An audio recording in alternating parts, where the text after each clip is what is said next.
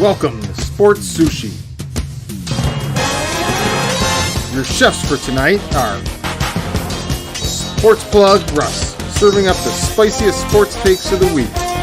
Sterling Furrow, rolling the X's and O's into an analytical maki platter. And finally, the moderator who always keeps the sake flowing, DJ Slow Boogie. Now grab those chopsticks and get ready, because your order... Yo, welcome. It's another episode of Sports Sushi. I'm a little under the weather, so please bear with me, man. I'm here with the usual suspects. We got Sterling Furlow and my boy Sports Plug Russ. My boy Russ got a goddamn backdrop in this bitch, man. Oh yeah, you know what I'm saying? I look like that episode of Red Man on MTV Cribs, man. Hey man, shit. I don't need BET to show you how I'm living. Hey man, we here. We get it out the mud. My man Future say you ain't get it out the creek. Say, man, you gonna be so man. You better just be efficient. But before we get into anything, man, hey man, look, you know, if there was a usual suspect thing, this will be the time to mention it. The Pistons and the Magic, man, they got in a goddamn brawl. Oh man. Yeah, I'm just gonna say this. Wagner, man, Mo Wagner and Killen Hayes got into it, and yeah, man, old buddy got slept, dog. You got punched. Y'all seen it? I haven't seen it. Man, look, I'm about to send to this right now. It was gonna be about a time when Mo was gonna have this happen to him, because he's in a lot of altercations. So someone was gonna say, "Hey, man, I'm gonna test you." Yeah, man. Like I'm gonna take it to the limit. I push it to the limit. Old buddy was taking a siesta. Did Mo get beat up, dog? It looked like he got knocked out. Oh, yeah, man. Oh, yeah, man. He was look like Mo saw Tweety. Yeah, he was on the he was on the sidelines, man. They covered him up, so but he got connected with, bro, in the back of the head. Yeah, he got connected with in the back of the head, and you know he took a quick siesta, you know, on that bench. Siesta. he took a quick napper. He took a break. We break. Man, he took a break. Yeah. My man Sterling said I gotta get. He said I gotta see it. I gotta see it fresh. Oh. Yeah. Mm-hmm. Oh yeah, it's a. Mm-hmm. Oh, you got it. I'm gonna enjoy the replay. I'm just saying. While he was sorry, it's not funny. Fighting, you should not use fighting to settle your arguments, kids. But if you do, keep your head on the swivel. Like his body just went lifeless. Like he just he stole off of him. That was what would happen if Shaq would have connected under the rim.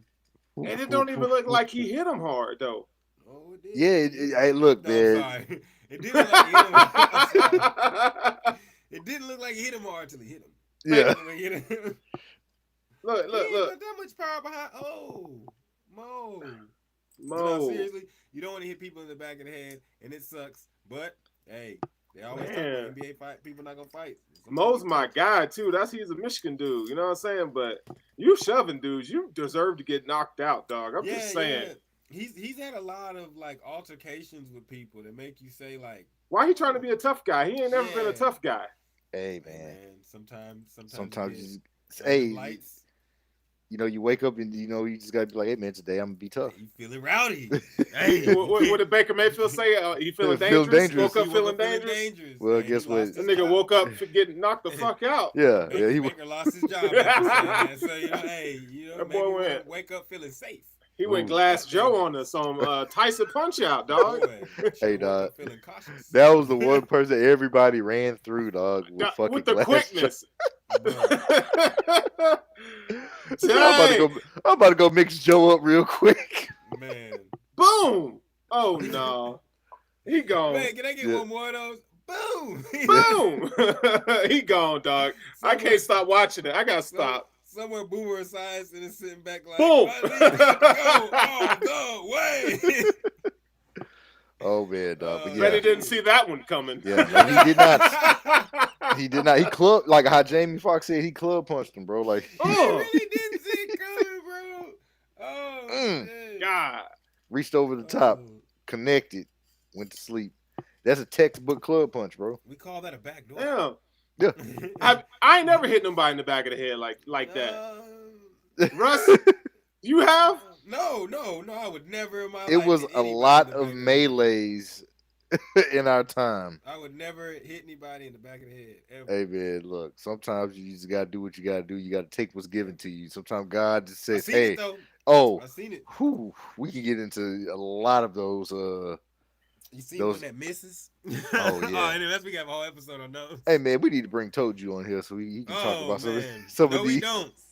these He has moments. committed and been committed on. Yeah, And all yeah. these. That man is a expert in jump off punching. What would it be called? Jump off punching dia. Some kind of subject one on Bro. one.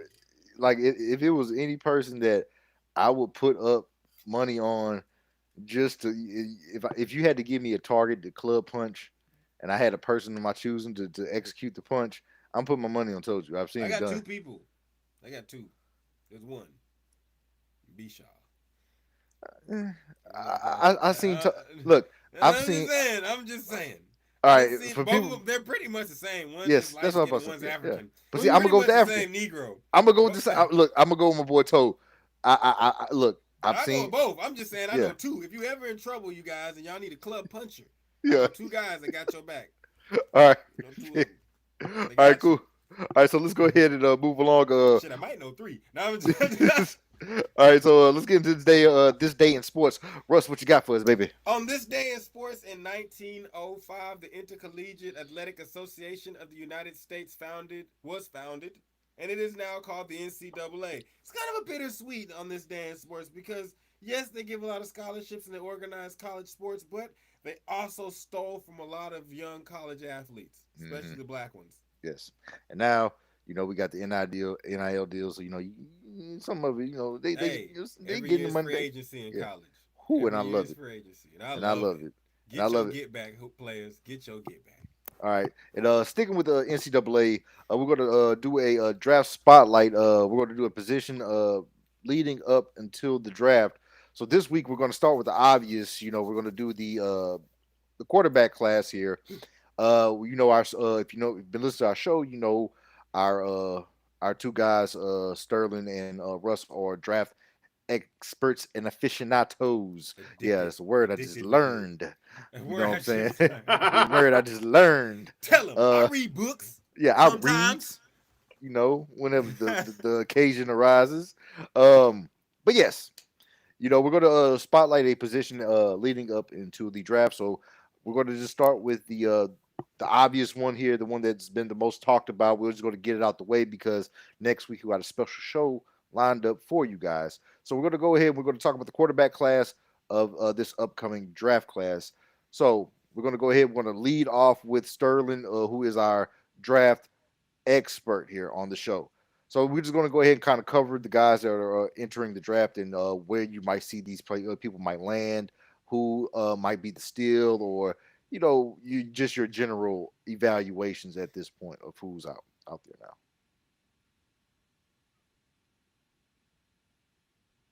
Please don't tell me I froze. God damn it. No, you're good. Okay. I was really just listening to y'all, but then I realized y'all froze. I was like, oh, let me move. Yeah, I was just like, I said, I think I don't Sterling know. froze. Sterling ain't with us. God damn it. He Well, with us? His eye moved. I don't know. That was just he said it. All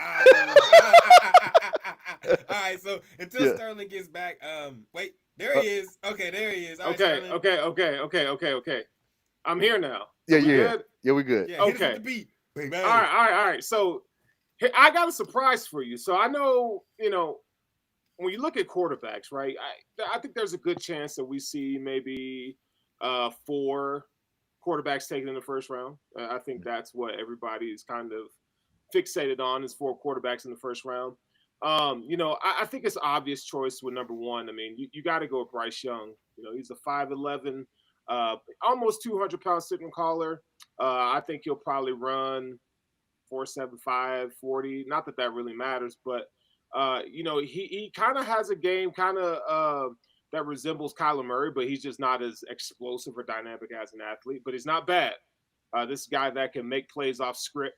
I believe he's 64% completion percentage, about 27 touchdowns this past year. So he's a clear-cut favorite for number 1. But I do think that there's a quarterback in here that I feel like might have the highest ceiling. And before everyone thinks, okay, he's talking about Will Levis, I'm not talking about Will Levis, and I want to talk to you about Tanner McKee. Okay, so just like Justin Herbert, that he got drafted out of Oregon. Tanner McKee is another signal caller that's 6'6", 230. All right, and he can move. He's got a lightning arm. Dude's got a howitzer for a freaking arm. 62% completion percentage. This is a guy that I believe he can process the game really well. He can go through all his reads, and not a lot of people really talking about Tanner McKee. You hear more people talking about the guys like Anthony Richardson, or Spencer Rattler might be coming out this year. Who knows what he's gonna do? But yeah, he should. I think for what he did in the end of the season, I think it probably behoove him to just ride another year out and boost his draft stock. But I think a faller is going to be C.J. Stroud. This is a guy that you watch him and he refuses to be mobile. And he has the ability, the athletic ability. And matter of fact, of the quarterbacks that I've mentioned, he's probably going to test the fastest, but he refuses to use his athleticism. So is that something that he can get coached out of and do at the next level? I think so, but I think the days are over where you have these pocket passers who can't move. You have to have elite level arm talent, which he does. He has elite level arm talent, but there's something about being in that Ohio State offense that kind of has me a little worried. When you watch him, he definitely likes to sit on one receiver. Get off your first read, go through all your progressions. I mean, these are things that he can improve on. So I would say so far, the quarterback with, Will Levis probably has the highest ceiling, but I would throw Tanner McKee up there number 2. Anthony Richardson. I'm not a big fan of Anthony Richardson. I know Russ likes him a lot.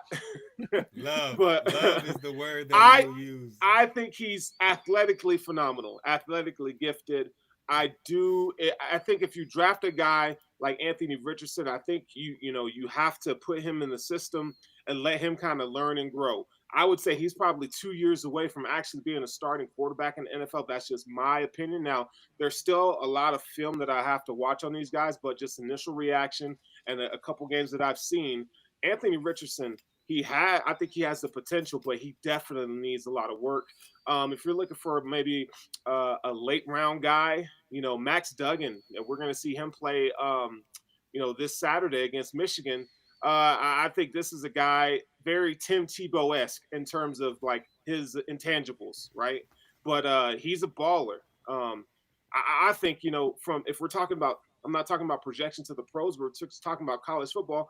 I think he's an actual better quarterback than your guy from Ohio State right now. And people don't like to hear that, but I think he's dangerous with his legs. I think he doesn't have an elite trait necessarily as a thrower, but he can. I think he has really good ball placement. I think that'll bode well for him at the next level. All right, a pretty thorough rundown, man, from Sterling. I was like this. I said, shit, man. I know. I was gonna say, Sterling, man, no homo with Kendrick experience, because you're the first person besides myself that has sat back and said Bryce Young reminds you of a Kyler Murray that doesn't run a 4.3. That man escapes pressure and finds the open man better than anybody in college football, and he sticks it to him. Now, I think we're all up in the air about C.J. Stroud, so I'll say I agree, but he does throw the best deep ball, and that matters in this new age of football, being able to sling it downfield. But you're right, it's something with Ohio State quarterbacks, and I think it's just having, I call it the Miami effect, like Ken Dorsey and them. You have so much talent around you, like you could throw a 5-yard slant, and it can become a 60-yard touchdown. You know what I'm saying? Now, here's a sleeper. I don't think he's a sleeper, but I do want to give him a shout-out because I think he's the most accurate quarterback in the whole class, and that's Hendon Hooker. And I really think that he deserves credit for being able to pull a team like Tennessee out the mud and galvanize the troops. I think he's a leader of men, and he's just dependable. I like Will Levis. I don't like how he's becoming the new great hype around the league. Like, they love him kind of a little too much, but I think that he can make a bad team good. Now, there is one thing about, I will say, Will Levis, Hendon Hooker, that I don't see in these other guys, but it doesn't mean they're not as good. I do see force multipliers in them. I do see the ability for them to make guys around them better. I do think a guy like Bryce Young, you're going to have your team set up, and it's going to have to be good. C.J. Stroud, you're basically, I agree with you, Sterling. You're going to look for a team that's going to be built already, like the 49ers, to try and snag him or something. Like a team that's not going to be high in the draft might try and get him. If a bad team gets him, I'm afraid to see what happens. Anthony Richardson, you said it. I'll just say I call him Nobu because he raw. Boy, the boy raw, but he's raw in both ways. He cold, but he does need to improve on his progressions. But I do think that Florida has some issues on their offensive line. Here's a sleeper though. I think that Dorian Thompson-Robinson's going to be on somebody's football team as a pro, and I think he is going to get a shot. The quarterback from UCLA. For those watching who don't know exactly, and he's got a hyphen in his name. You got to watch those guys. And Duggan's a winner. Because he's got a hyphen in his name. Hey, them boys that got a hyphen in the name, they hoop or die. When I say hoop, I mean whatever sport. So they get it done or die. They get it done. But yeah, I'm interested in seeing. It's a pretty good quarterback class. There's a couple guys. Oh, I was gonna ask you about one guy though, Sterling, to see your thoughts because he popped up. Ward, was it Washington State? I think it's my bad if I'm putting you on. Cameron Ward. I didn't watch a lot of Washington State, and he's on here, and I was wondering, was he hurt? Like, I really am like asking, like he just popped up, and so like that's one guy that I'm gonna pay attention to because I didn't even see him, and I thought he may have been hurt this year, but I didn't watch a bunch of Washington State, but I could have sworn I did not see that playing quarterback. That may be my fault because it's Pac-12 and it's hard. Yeah, I can't come out and talk extensively about him because I haven't studied him yet, but he's on the list. Like yeah, okay. I was just, I'm like, am I getting a He's not from the rankings of things that I've seen. He's not in the top 10. So I'll think, as we get a little deeper into the draft season, I'll have some more intel on him. I want to look at that kid. I want some info on him. Yeah, Dorian Thompson-Robinson is an intriguing name. I think he's gonna be, like a, Hunter, the kid from what's his name from the Ravens. Oh, Huntley, Huntley, like Tyler Huntley. Yeah, I think he kind of his game kind of resembles him, but his athleticism, dude. That he's a baller. He's a baller. He can throw. I think he can. He was a guy that if you watched a lot of high school football, like he looked like the next great. Is he a Texas guy? No, I think he's from Cali, but coming out, he was one of those like you were like, yo. And then kind of he went to UCLA, and it was UCLA football. So, and so he's kind of intriguing to me. But, quarterbacks, it's the most important position. You know who's going to develop into you talked about him, but Hendon Hooker, I think, is going to develop into a nice backup type quarterback that's going to come in. I don't know if he's starter material yet. Now, he is older, so teams are going to kind of shy away from him initially. But and he's coming off a major injury. But I think, you get him in a training camp, I think he can challenge, to be a backup right now. We'll see what happens. If he's not healthy, then I'm like, it's health. But if he's healthy and can produce, I think he'll be a starter. Like, I really do. I think he'll be a starter on a team that wins football games. Now, will he set the world on fire? He may be like one of those guys I like. You know what I'm saying? He's not going to fuck it up. Right. I think he can be one of those guys. He's not gonna fuck it up, and he might be able to win it. But no, I think you should watch out for him. But hey, man, Will Levis. I'm telling y'all, like, I'm not gonna push the train. I'm not gonna push the train too hard. But if you watched him, he got some talent. So you're saying that he's the most ready, pro ready guy? No, he needs. I think Will Levis needs some work. I would say Bryce Young is probably the most ready to play. Day one. C.J. Stroud is probably. I would say he's next. Just for the traits that you do see, and Will Levis is probably third in that list, to be honest. But I do think Will Levis probably has the highest upside when you talk about traits for a quarterback. Like I said. And then the kid out of Stanford, with Will Levis, I will say this though: if you don't have a line or have any intention of getting him a line, don't even bother because he's been beat up. Like he's going to get hurt, like straight up. because he's been through a lot at Kentucky, so he's gonna get straight. And before we move on to the next subject, I just want to say this and get it out the way. No one thinks Bo Nix is gonna be shit. You can prove me wrong, Bo. Prove me wrong, because you, Bo, you're the Bo that does not know. Stop playing with me. Stop playing with me. Ain't nobody worried about no Bo Nix. Bro, Bo Nix, I'm just Bo, you got to show. I'm just gonna say that, bro. Like, nah, man. You got to show, Bo. He was supposed to be. Never mind. Oh my God. Like talk about failing. He failed up. Like, how do you fail up like he did? He started off well with the it was the Alabama upset, I believe. That's what it was. But it wasn't even that. Like, he came in, he did, but it wasn't even him. They just upset Alabama. It wasn't him. Y'all, if you go back and watch some of it was an amazing game, but it wasn't him. And then he proceeded to show us that against the best defenses in the country, he couldn't produce. And then what did he do? Yeah. He went into the only conference that plays defense possibly worse than the Big 12. Yeah. And then I've seen him on lists as high as like 3, bro. Like, what? Yeah, no, I'm not. Let's be realistic. I'm sorry. This is Tanner McKee. Like I said earlier, Tanner McKee is gonna be that dude. I like those guys. I feel you, but sometimes those 6'6" guys scare me because they're either gonna be dope or they're gonna be just what I call the big sorry. Like, what, you big and sorry? Yeah, you just big and sorry. Boy. You ain't got no other than just be big and sorry. Brock Osweiler, it was one of them. You heard it here first. Yes, the big sorry. Brock Osweiler, you was the big sorry. Oh, he was 110% the big sorry. All 6'7", just big 120%. And sorry. I said, boy, you just big and sorry. Dog. You ain't done the this. Big sorry. Hey, America. No, I'm telling y'all, that was a saying, dog. Like it was Boogie from our day. It was. It's from our high school days. Yeah. And I'm telling you, it's from the old heads, like my uncles and my dad age group, dog. They used to say, boy, you ain't know, you just big and sorry. Big sorry, bro. And we used to look at me like, damn, the big sorry. He's coming. All right, so we're gonna move on to that next subject, man. It's gonna be our either or. So, Russ, what you got for us today, dog? All right, I got the either or, make y'all think a little bit. You know what I'm talking about? So we got the either or is going to be, and this is coming from, you know what? I'll let you take it from whatever sport you want. Basketball, football, whichever one. I'll let y'all take it globally.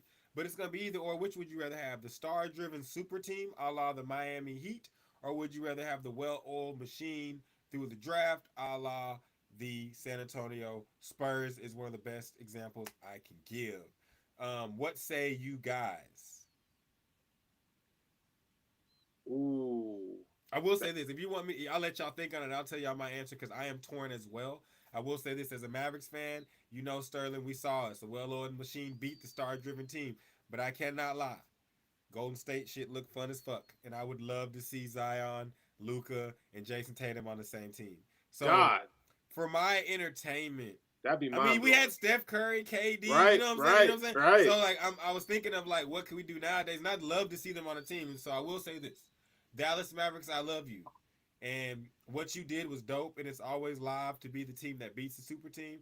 But I'm not going to lie. Miami looked fun as shit. Golden State looked fun as shit. I would love to have a team that I knew that every night, like, it was going to be a show. Yeah, like, I got to go with the star-studded team, man, because, you know, when I'm playing 2K, I don't want to play within structure all the time. You know, I want to go down and dunk on people and hit fadeaway threes, bro. Like, give me the star-studded team, or when I go to the game, you know, it's like, who gonna show out tonight? You know what I'm saying? Yeah, exactly. The Spurs were boring. They were boring to watch. They were as cold. hell. Yeah, they were good, but they were boring. The Patriots are another team that wasn't star-studded, but they're super boring, but they were efficient and they won. Efficient as hell, yeah. And I think that, like, if you root for that team, like, you're like, okay. But Boogie, I will tell you, you will probably tell us, even though the Saints did not win a lot of Super Bowls, they were entertaining as hell to watch, bro. Mm-hmm. Like, I can only imagine, like, you could sit there as a Patriots fan and say, the only reason why those games were fun were because we won. You know what I'm saying? Like, you could sit, you didn't used to sit and turn on the TV and say, yo, let me watch the Patriots. Unless you're from Boston, it's Spurs, you didn't do that. And hell, for people that didn't watch the Mavericks, you didn't really do that for the Mavericks either. Right. I mean, Dirk carried us, you know, because you wanted to watch this 7-footer do these stretch 4 things. But as far as, like, just what I would want, just in a perfect world, give me the superstar-driven team and let us any day shit out everybody, entertain me. I want some of them Wade oops where he's looking back. I want KD and Steph Curry just to show us how much better they are than everybody else. You know what I'm saying? Like, so Yeah, Nah. I think we are unanimous with the star-studded teams. Is just for me is just the entertainment and the excitement factor. We're fans. Yeah. Hey, real quick, Boogie. You Yes. notice I didn't mention Stetson Bennett in the top quarterbacks available. Because you shouldn't have. Yeah, you shouldn't. Because you shouldn't have. Because you shouldn't. And you know what? And I was glad you didn't. Because there's people out there that ever told you should have never said that name. Because Stetson Bennett. Ain't he like 25, 27? I think he like 27. He 34. And he sells insurance during the summer for Geico. Hey man, look, Stetson is good at what he do, but I think he's pro NFL. No. Stetson is Ken Dorsey. That I wouldn't even give him that. No, Ken Dorsey was better. Well, I'll say I'm this. just saying he's How about playing Greg that McElroy? Greg McElroy might have been better than Stetson Bennett. Greg McElroy was a South Lake Carroll quarterback. Oh, here you go. I don't know. So is Kenny Trill. So Yeah. I'll say this. You know like, what, Sterling? Let me take a couple steps back and say, yeah, let me walk it back. He said, let me walk it back. I love my Texas high school football, but some of our quarterbacks. But yes, Stetson, man, he's just, He's a game manager. the game manager, dog. And that's just what he is, and But I respect it. Hey, look, he does it well, but And we ask you not to fuck it up. What did it say? This ball right here, all we need you to do is not turn it over and get it in the end zone. and that's it. And that's cross, it, baby. Just cross that line, Don't baby. Just cross that line. Stetson say, shit, I ain't going to be in the NFL like that anyways. He said, so This is my prime time. Let's do it, baby. He said, hey, man. He said, who knows? I might get an announcement job on the SEC network, baby. Hey, he will. Or he'll be on ESPN in 4 years talking about college football. Yeah. I mean, he is 30, so he'll fit right in there. He might be 36. Who knows? He's not in his 20s. Stetson, don't lie to me. Don't lie to me. You had to buy Christmas gifts this year, didn't you, Stetson? Stetson looked like he was stressing. You know what I'm saying? After that November game, they probably, Stetson, what's wrong? Oh, yeah, that big-ass cigarette pool. Come through and baby need that power wheel. The big cigarette pool. Hey. Boy need a drag. Yeah. Yes, drag it, nigga. Oh, that big-ass drag, nigga. Ooh, nigga. Stetson looked like he's stressing. He probably hit it backward. I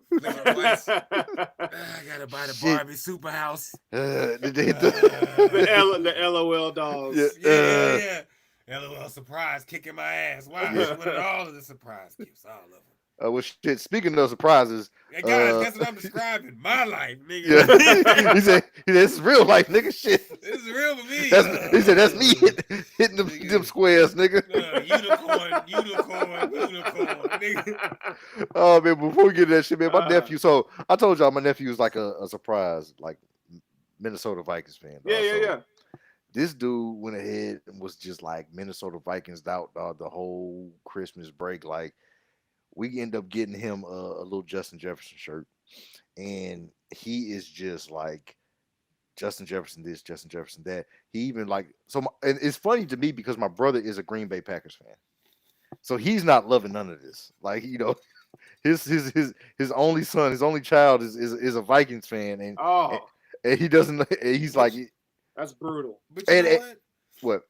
That's what y'all get because y'all from Texas and Louisiana. And Dog. Y'all don't like the Cowboys. Get out of my face. And here the crazy thing is, Russ, my aunt, who's ironically staying with us, is friends with Dallas Cowboys, like with Emmitt Smith, Nate Newton, and like me, ART. Yeah, she no. So yeah, man, like that's our Dallas Cowboys connection. Like that's when I told you a couple of weeks ago, it's like I have a Dallas Cowboys connection. That's through her. But my auntie, man, she held us down. She got us my brother Emmitt Smith autograph. Nice. That from my brother, but one of our neighbors' cousins came over and he was kind of jealous of it, and he ended up spilling Sprite on the autograph. So we still have the autograph here at the house, and it's like it's on a napkin in blue, like blue Sharpie. And you can see it's just like, the shit is spreaded, and it's been over years. So, the Sprite started to mold, and I'm gonna say it. So my brother, he gave me the look, like, so I already knew what that meant. I had to whoop this nigga ass. I had to whoop this nigga ass. I had to whoop this nigga ass. He was like, And bro, that shit was intentional, Russ. autograph Shit was purpose? intentional, Russ. Oh, Like that shit was intentional. And dog, and the fucked up thing was literally a couple months later. Like Mo Wagner. A couple months later, this nigga broke the all-time rushing record. Bro, we were so hurt.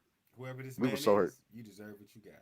Yeah, so I had to whoop his ass right then and there. What's his name? When I don't know his I name. might beat his ass. That nigga be walking around at HEB and just go, nigga gonna kick him. I know. Fuck you. So yeah, dog, that was one of the things where I was like, I said, oh nah, man. And we were like, dog, we were like the talk of the hood, bro. That's crazy. We had the greatest of all time. Autograph right there. Best wishes, Troy. ES number 22 with the star. Ha ha ha. Yeah. Bruh. Yeah, bro. It was That's heartbreaking. A meaningful signature. Yeah. Yeah, Man, bro. that's dope. And I want to. I have my brother come up here and kind of we kind of talk about it, but yeah, that was one of the ones I was like, yeah, I'm gonna have to beat this nigga ass for this easy. So I'm surprised he gonna catch some hands. Yeah. Quick. So and that he had to do, dog. But let's go ahead and go on to the NBA. Speaking of people catching hands, James Harden trying to come back to Houston. I don't know why. Look. It don't make I'll tell you why. Man, I love them strippers. Man, I love them strippers. Man, I love them strippers. Shout out to my boy 2 Chainz. Man, James Harden singing it. Damn. Look, okay, so there's a report saying that James Harden is very open to a reunion to Houston, coming back to Houston, the Houston Rockets. Me personally, I'm gonna say this: we don't need you. We don't want you.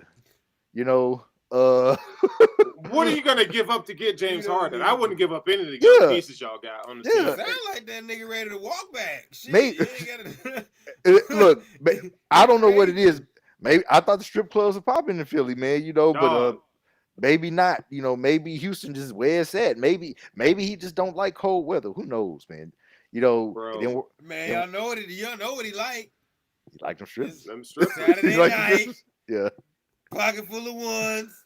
Hey, boy, be trying to hang out mob ties down there, man. Hey, look, man. You know it. On now. You already know. Come on, man. You know. But he probably is because him and Drake could tear the strip exactly, club. dog. I mean, my bad, Drizzy, Lil Baby, that's his bestie. Oh, yeah. They're gonna be in there. Yeah, till the time. If I had millions of dollars, that would be me in a strip club. I'd be a fool. What you gonna tell me? No. Look, dog. Go ahead. James threw about what was it when he first got signed to Houston? It was like 40? 40 like bands? Some crazy number. I was like, bro, you just paid somebody yearly salary, dog, right there. Probably saw them purses that Drake bought and said, I can do better. I just need to be in Houston. I can do better. I just need to be in Houston. Oh, man, look, they raised he said, fuck the NBA. They raised my rafter in the strip club, nigga. Yeah. I'm a real Hall of Famer. All right, so before we move on, look, man, so this is something that would y'all pull the trigger if y'all was the Houston Texans? I already gave you my answer. Nope. I would. Nope. All jokes aside, I would. What? I would. Because by the time he get ready to come back to Houston, for the right price, I would. Nah. All he gonna do is run around and shoot open threes, and he can do that. Well, okay. Well, let's say this. Like, okay, well, he's not going to be the same guy as he was. Do you still think that he's going to come back and be the same players? Y'all hear me. Okay, so all he's gonna do is run around and hit open threes. I'm gonna tell you why I don't want him on the team. I'm gonna tell you why. Because I don't want him as the old head leader in my locker room. I want him to stay away from my young talent. Jamie Green gonna be there. No. There it is. That's no. There it is, Sterling. Yes. Nah, if that is the guy that's supposed to be giving you guidance, if that's your veteran leadership, bro, just think about this. Look. Guidance. Jalen Green's a good looking dude. Like James Harden taking old little man to the bruh. Nah, son, I can't. Jalen might find his wife on accident. No. I said on accident. Nah, man. Nah, man. You do an accident when you find out, you be damn. Can't do it. But no, can't do it.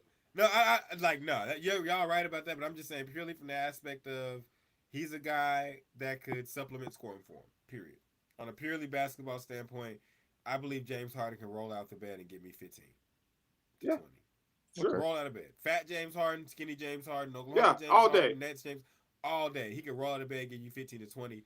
And if I have all the other guys, Jabari Smith, Jalen Green, KPJ, if I got all of them playing and they're actually, which I saw y'all play against the Mavs, the team don't look bad. A veteran presence as far as on the court, like be like James on the court, consistently putting up numbers.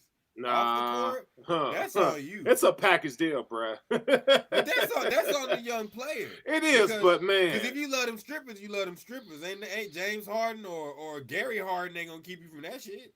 Well, I'll tell you, you gonna find them strippers if you love them. Well, I'll tell you like this, man. James Harden would get a statue built in a strip club before he'll get one outside the Toyota. Unlike our next subject, unlike our next subject, man, our boy Dirk, Dirk done got him one. Yeah, man. And that bitch clean too. Yeah, that bitch clean. The best statue ever. The highest point fadeaway. Yeah. Oh yeah, it's long overdue. Yeah. That statue should have been ready when Dirk said, "You know what? I'm calling it quits." Mark Cuban should have rolled that bitch out there. Like, so we had this bitch done for 2 seasons. Because if it wasn't for Dirk, there would be no Dallas Mavericks. No, at all. Yeah. And I'm gonna tell you, I'm gonna say this, dog. You know, we're gonna go ahead. Let's give Dirk his flowers, dog. Yeah, man. And give him his appreciation. And this is when I knew Dirk was a real one. And I'm gonna be real with you. It was Christmas when he married a black woman. Yes, but this is how we found out. This is how we found out. With the foil and the plate. No, I'm just... Russ. It was Christmas. I'm sitting there with our family. We all here. We were watching the games and stuff like that. And my mama and my aunt instinctively knew. They don't even know Dirk from a wet napkin. But when he walked in there with that fucking plate covered in foil, they said, "Oh, he married a black woman." Yep. And I said, "No, you don't." Yep. I looked that shit up. I said, "Oh no, they were right." It was instinctively. They knew it as soon as they seen it. Because you know she asked him. You ain't even playing. So what you gonna eat? Holiday. Yeah. Take this with you. Take this with you. Big ass German eating some fried chicken. Hey, y'all looking at all these other niggas' sons. I bet you Dirk's son about to be up. Yeah. Hey, that's why he wasn't scared when they played LeBron and them. Yeah.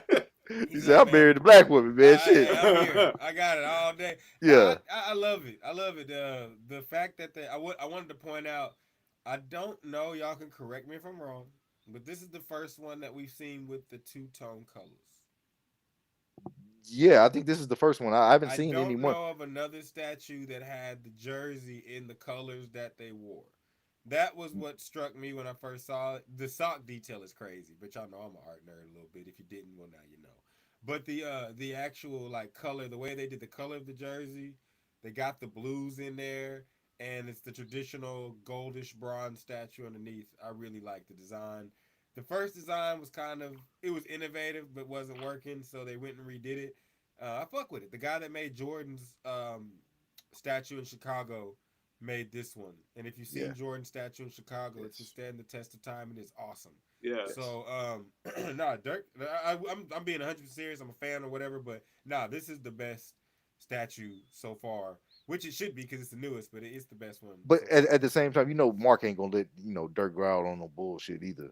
Not at all. Yeah. Not at all. That's what look, let me tell you something, man. I appreciate that about Mark Cuban, man. Mark Cuban take care of his team, man. He makes sure his team looks good, dog, in all facets. Which makes me wonder why none of you motherfuckers want to come play with Luka, but we can get in that another time. Oh yeah. We can definitely talk about Luka's antics. 16, 20, 1 in 10. Bro, that's wild. Let's go ahead and talk about that game, but then we'll lead on into the Christmas NBA games.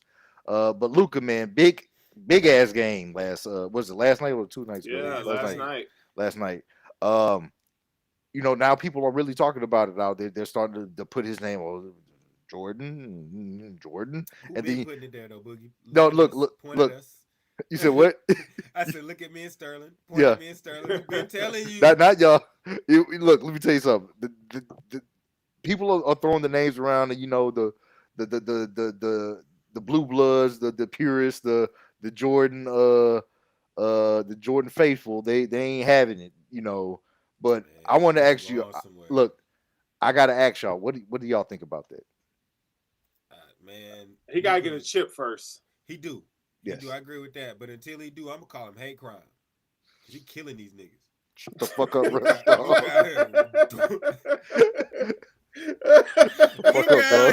Luke out here doing it, dog. Wow, like, bro. Wow. Nah, bro. Okay. Stop.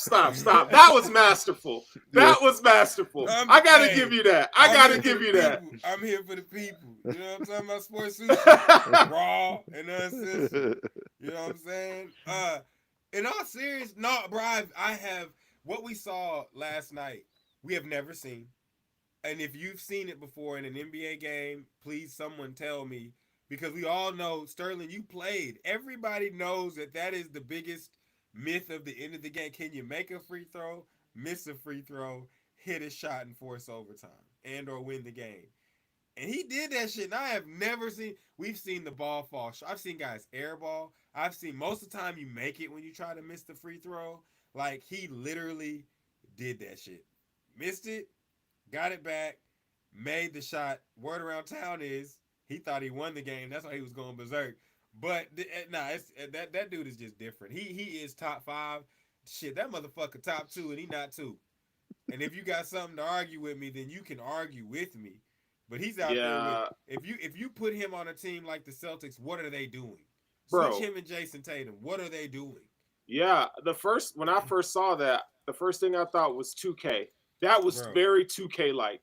And not only when the ball was in there, he shot the ball. Like, he didn't come down and go back up. He caught the ball midair and shot it. Like, that shit is hard. The motherfucker's playing 25. Yes. He was trying to tip them niggas out.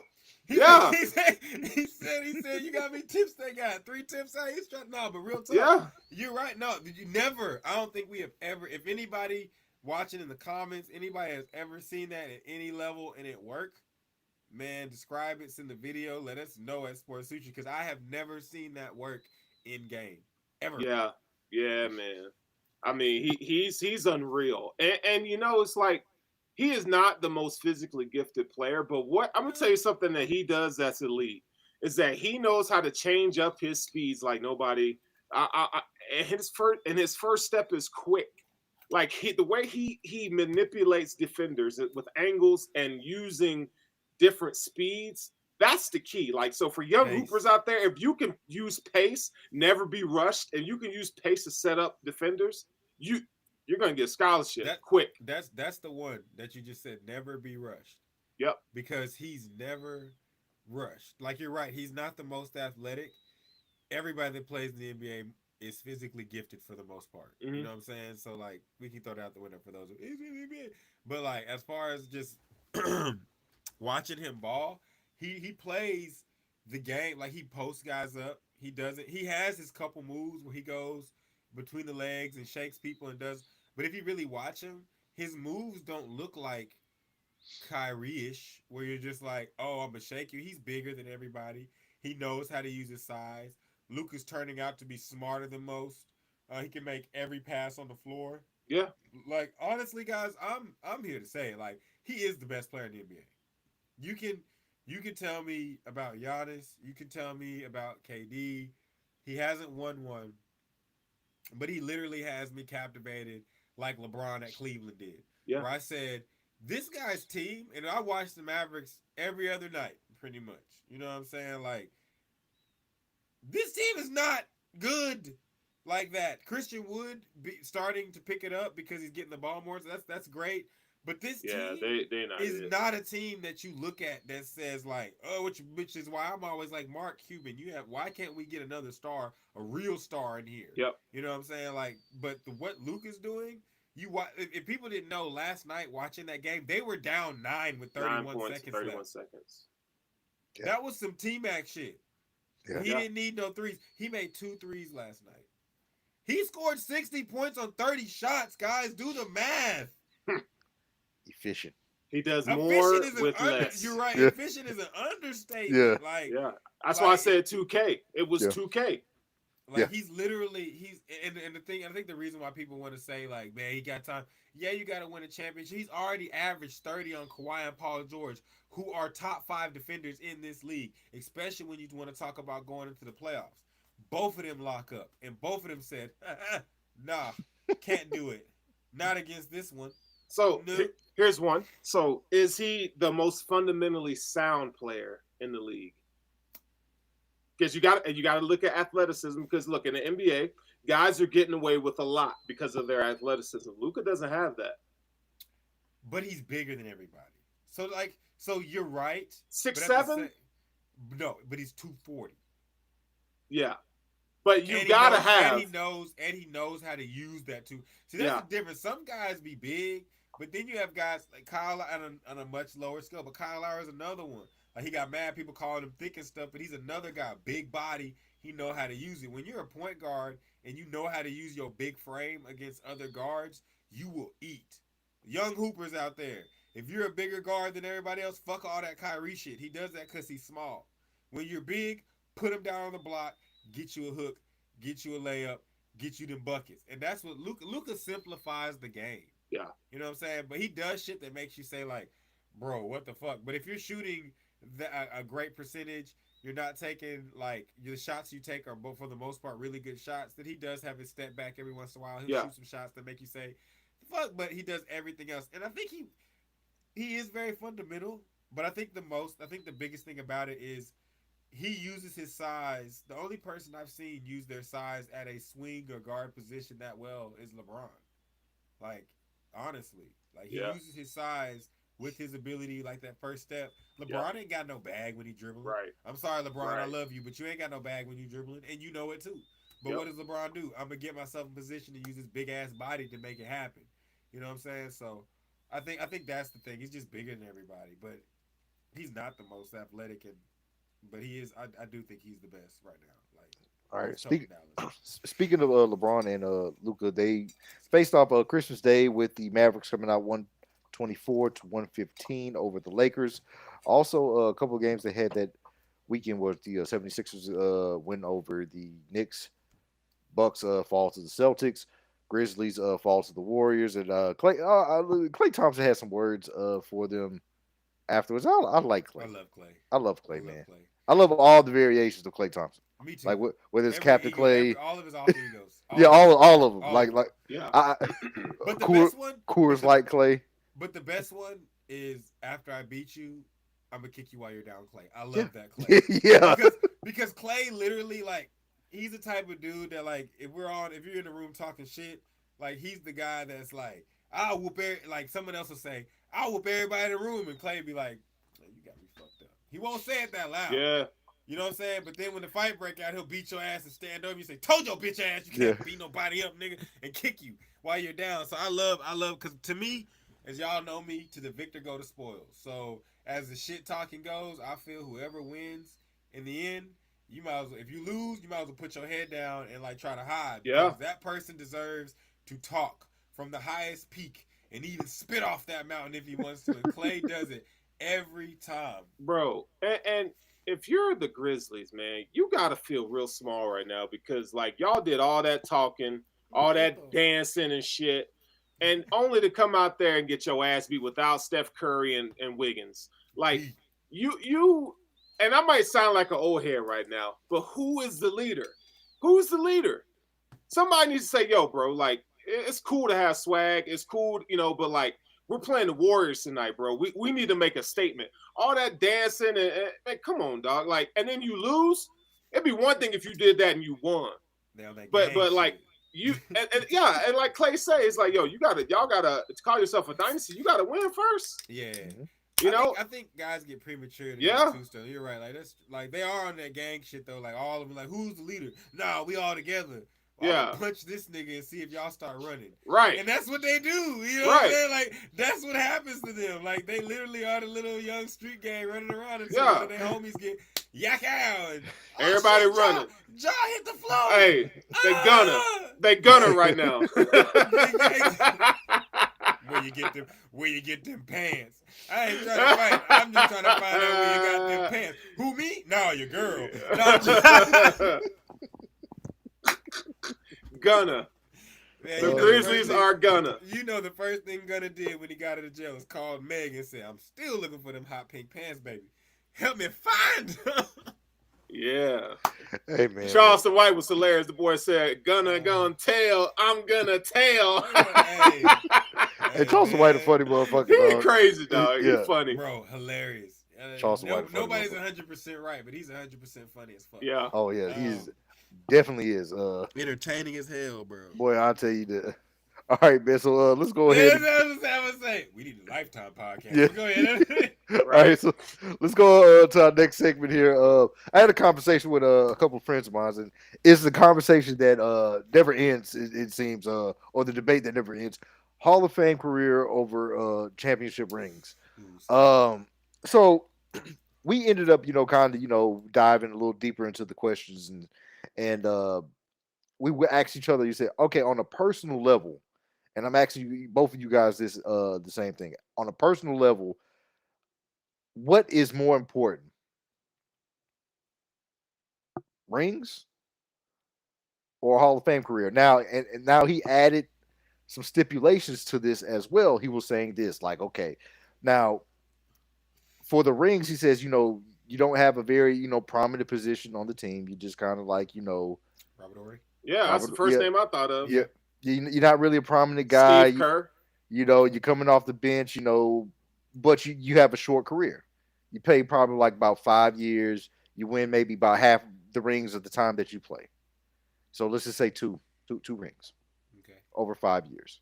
I know I wrote 3, but I was like 2 is a little bit more. I say no one's turning down that. 3. I said, so let's do 2. Like 2 rings, you don't really have, Hall of Fame numbers, or you play for 20 years. You don't really see any championship success, but you pull up Hall of Fame numbers. Yeah. How about Charles Barkley?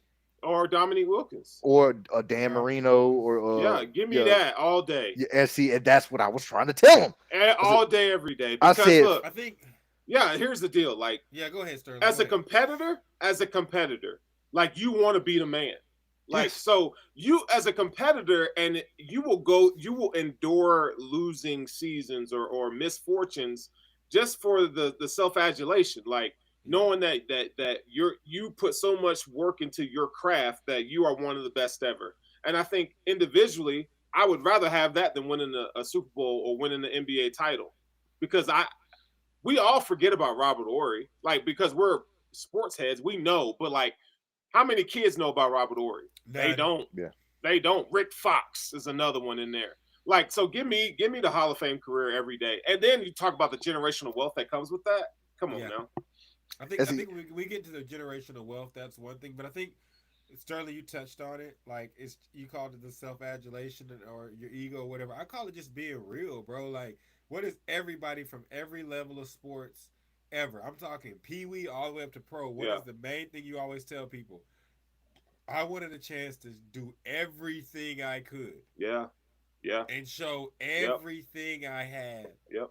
And if I give everything I had and I still lose, I shake that man's hand. Mm-hmm. You better than me. Or I couldn't get it done. So I think everybody, excuse me. Ooh, it's cold in Texas. I think everybody, if they had a chance, they would all say, "Oh no, give me the rings." But when you really break it down, like you said, on an individual, personal level, no, man. Give me Charles Barkley every day. I'll take the MVP. Dog. I'll take the generational wealth. Give me Karl Malone. I don't want to be Karl Malone the person, because Karl Malone, you're a shit human being. Yeah. But give me that. You know what I'm saying? Over like if you can be Michael Jordan, that's awesome. But I'd love to be Tracy McGrady. Yeah, man. I'd love to be Vince Carter. Like, it's one thing to be on a winning team, and I think it's a whole nother thing to be revered as one of the best to do it, in your sport or in anything. Like, kids were praying, and all of us, we were praising Allen Iverson. Like, we love Michael Jordan and we love Tim Duncan. We admit, Tim Duncan was cold. Shaq and Kobe were dope, but Allen Iverson was the shit, bro. Yeah. Like, you know what I'm saying? Like, Tracy McGrady was the shit, bro. Baron Davis was the shit. Like, if you're telling me, Russell, you're going to play for you did 20, but if you tell me, Russ, you're going to play for 10 years, you're going to be the starter, you're going to win MVP, and y'all gonna be in the playoffs, but y'all gonna lose maybe second or third. You'll make the Western Conference Finals once. I'll take that. I'll take that because it's me. You know what I'm saying? Like Robert Horry, I think that what people don't understand is like that player of Robert Horry is developed once you find out that you're not that guy. Patrick Beverley, if you ever get a chance to watch Patrick Beverley talk about his transition, please do. Because if you watch Patrick Beverley in high school, he was not a defensive superstar. The dude was scoring 30, 40. He was killing on the court, offensive player. You know what I'm saying? But when you get to the league, you have to play a role. All right, I want to win, so I'm going to play defense. Because if you ask every top player on every high school team in America, if someone asked you to play defense really hard, could you? They would tell you yes. So I think the Robert Horry is developed after the fact that after the fact of you trying to be what we all would want to be. No one wants to go into sports to be the fifth bench player. You just become a part of a team, and the team is important, and you realize that, and you want to win. But everybody wants to go in. Everybody wants to average 25. Everybody wants to get the Showtime dunk. Everybody wants to do that shit. Like what Luka did last night, everybody want to be that. But sometimes you got to be Tim Hardaway, you know what I'm saying, to make your money. Yeah. And now championships are a lot, but if you're not already in that discussion, like you shouldn't even be worried about that shit. Yeah. At all. Like, you know, just compete. I gotta go ahead. I gotta say the Hall of Fame career. I think that's the unanimous choice. And I was just like I said, man, you know, like Dan Marino was one of the guys that I was one of the favorite, you know, my favorite quarterbacks looking up. Yeah. Looking up to. And he never won a ring, you know, and you know, but he had every one of those damn passing records, or his name was in the top. And on an individual thing, I'm like, dude, he's like one of the best. And but people would not give him respect because he did not have those rings and that hardware. And that was just so mind-boggling to me.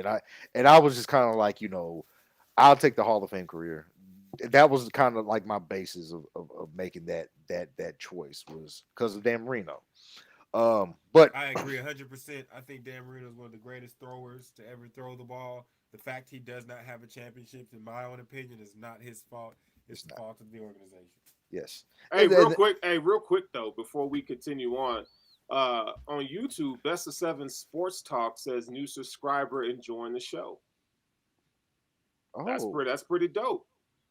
So we, you know, Sports Sushi, we out here growing. You know what I'm saying? Hey, what's his name again? It's Best of Seven Sports Talk. Hey, Best of Seven Sports Talk. We fuck with you when you roll around town. Throw up the gang. It's Sushi time. That's the chopsticks and the roll. You already know what's happening. No, all right, man.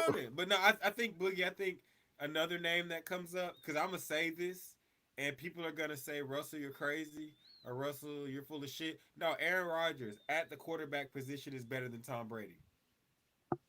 Yeah, he's Aaron the most Rodgers playing quarterback is better than Tom Brady. Yeah. Tom Brady's wins games, but Aaron, if you go out there and watch him throw the ball, if you go watch all of Aaron Rodgers, not just the bad games, if you watch all of him, he's the most dynamic thrower of the football that we have ever seen since Dan Marino. And the next one, of course, is Patrick Mahomes that can just do shit that makes. Oh well, Josh Allen's pretty fucking ridiculous too. Josh Allen does have a very nasty arm. Josh Allen is talent. like Brett Favre under control. Boom, I got it. I like He's it. like a mobile Brett Favre under control because he throws shit so hard. Yeah, hey, I'm not gonna say nothing because Josh is my guy, But if I hear other people talk about my dude, I ain't gonna say nothing. But he is though. Like when you have superior arm talent and you make it work to win games in the NFL, I'm not gonna sit there and say another guy's better. Phillip Rivers is one of the best throwers of the football we saw. Yeah, accurate as hell. Couldn't get it done. But y'all know me. We can argue this. This may be another one, Chris. You can write it down for the future.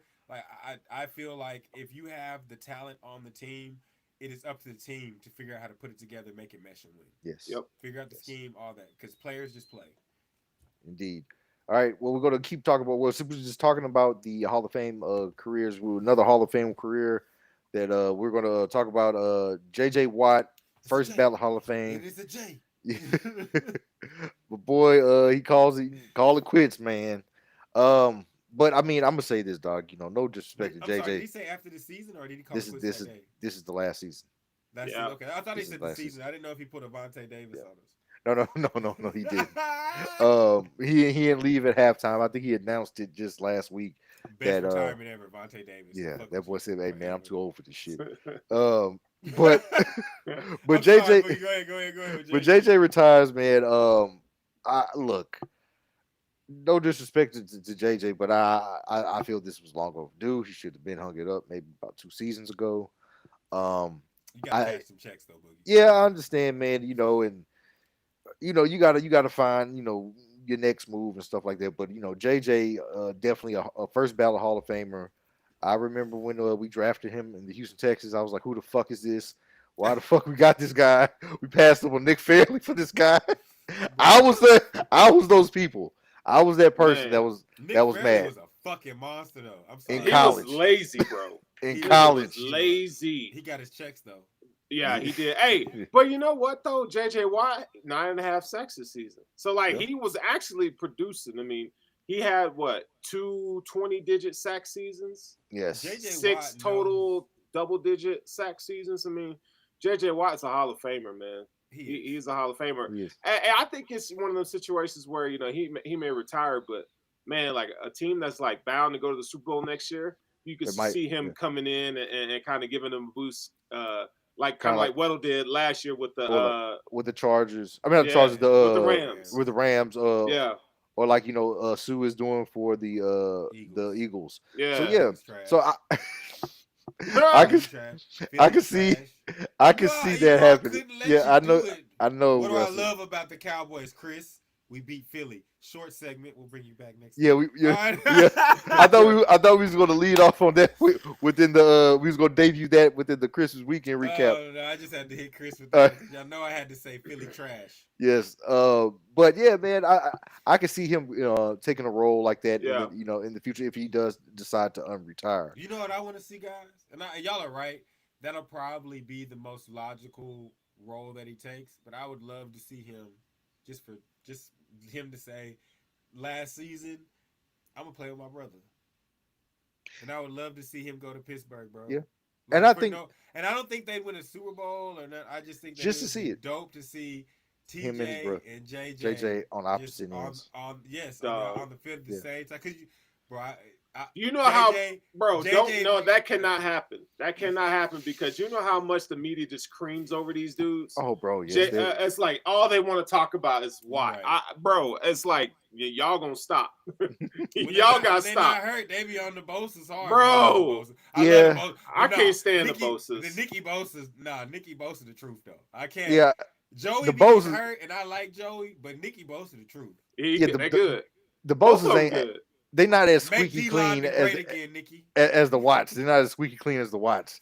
They wear I like the hats. They wear MAGA hats and do all shit like that. But when it comes to that 100 yards, Nicky. Yeah. The Bosa's are. I don't like them because they went to Ohio State. So yeah, I know.